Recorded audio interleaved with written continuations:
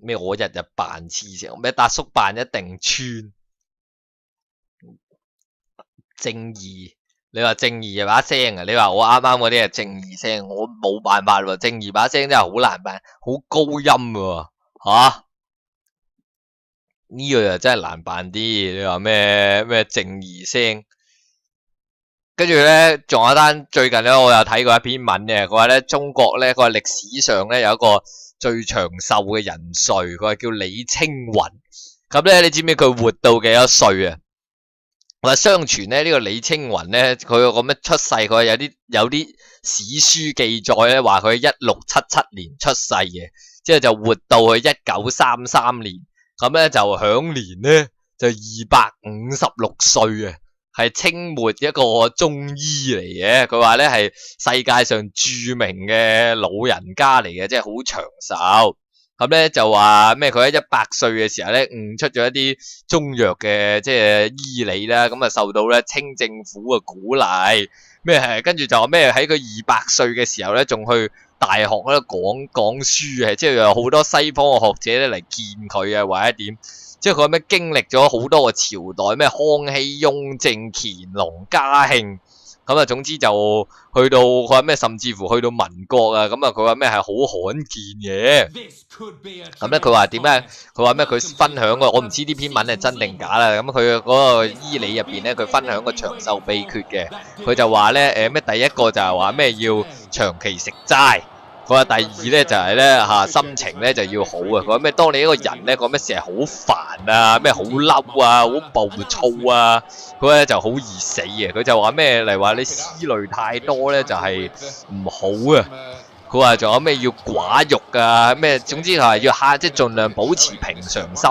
咁咩暴怒啊，或者暴喜啊、暴憂呢啲都唔好啊。佢有個比喻啊，嗰篇文入邊就話咩？好似有咩蠟燭，佢咩蠟燭咧？佢話咩？你擺喺佢話同一支蠟燭啦。佢話如果你擺喺嗰啲咩橫風橫雨嘅地方，你一路照樣咁燒咧，佢話咩燒得特別快。佢哋擺喺啲屋企入邊啊，唔知咩咩溫暖啊、黑暗啊冇咩風嘅地方咧，就反而咧佢話燒耐啲。佢就話，所以就係要用最平常嗰種方法咧就好啊。之後仲有咩？佢話要保持慈愛之心，我處理啊嘛呢個自由球，好啊。關啊！我以為入嘅。咁佢話咩？佢話慈愛之心，佢話咧，佢一定咧係你要有仁慈嘅咧，心地善良，唔害人咧，佢話就會咧同埋有佢話唔知施比受更為有福啦。總之你有慈愛，你個人嘅心地一定係成日快樂嘅，就唔會成日愁眉苦臉嘅。佢呢個害人嘅人就成日咩好憎恨啊，就多嘢煩啊，肯定係短命，佢一定係短命種嚟，咁講。即係佢仲有乜慳咯？佢啱啱我咪話咩唔好報喜報憂，佢係一個儉字，佢話你個精神都要儉，佢又話要節儉嘅，就話嗱你唔可以突然間我好用力嚟話入波啊嚼落去咁樣都係唔好啊，要好冷靜喎。話又入波啦，呢一球傳到落去冇問題喎，似乎又扭到唔小心俾人攞到添。要咁樣好冷靜嘅，佢話咧，跟住同埋儉咧，佢話飲食都係要儉嘅，唔好係暴飲暴食。佢話咩佢話佢永遠都係唔會食到飽到爆炸嘅，佢一定要咁樣。佢話食得太飽又係佢話會傷脾胃佢係咁講。跟住佢話咩？如果成日太多講嘢又唔得嘅，佢話咩要保存自己氣息啊，或者點啊？佢話咩講太多嘢都有可能有是非，佢係咁講。跟住話酒色嗰啲當然嘅啦，又要清心寡欲，唔好係成日搞嚟搞去啊，或者點咁樣。跟住仲有一樣嘅，最重要係咩咧？佢就瞓，佢話就唔可以瞓得太耐嘅。佢話咩餘生200幾年，佢話咩從未唔知咩過量食嘢啊，又未咩含睡，即係未試過瞓到好冧啊。佢話咩瞓得太久咧就會唔知咩精氣耗損啊，總之即係瞓得多唔會令你覺得補充體力嘅，反而會扣你血咁樣啦，類似係咁。咁佢又冇講話瞓幾個鐘，佢總之又唔好含睡，佢係咁講嘅。咁咧，但係咧就跟住於是篇文後來都有個反論嘅，就話佢係咪真係活到200幾歲啊？有乜可能啊？啲人喺度咁講。之後咧佢就話咩但係咧佢話雖然冇活到200幾歲，即係佢話冇一個歷史證明，但係咧佢就話咩？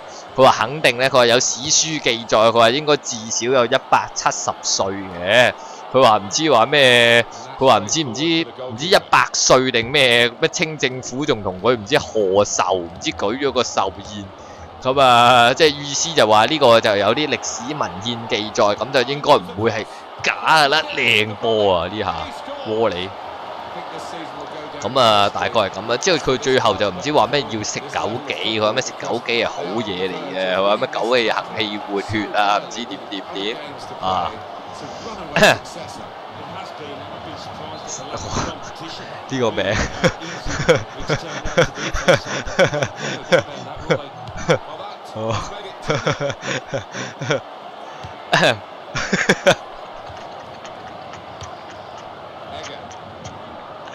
好係啊，唔好問我笑啲咩。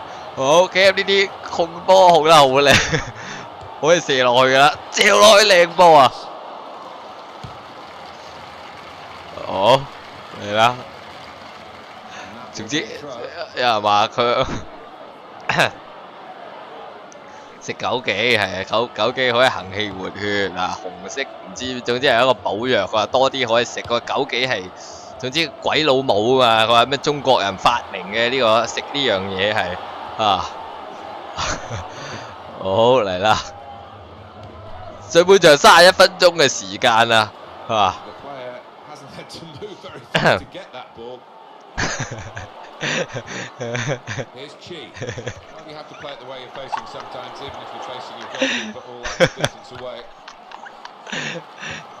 笑啲咩？證明你冇留心度啊！一瞬即逝呢啲，你識笑嘅人肯定已經笑到肚都啦，笑到肚都亂，好辛苦嘅黐線嚇！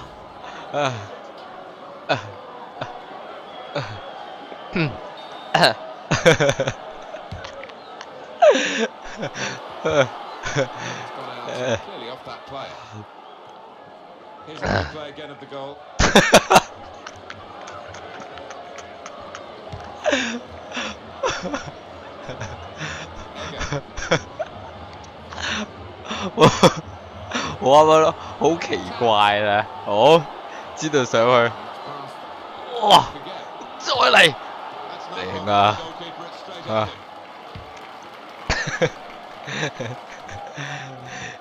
有人話笑到嘔腸，係啊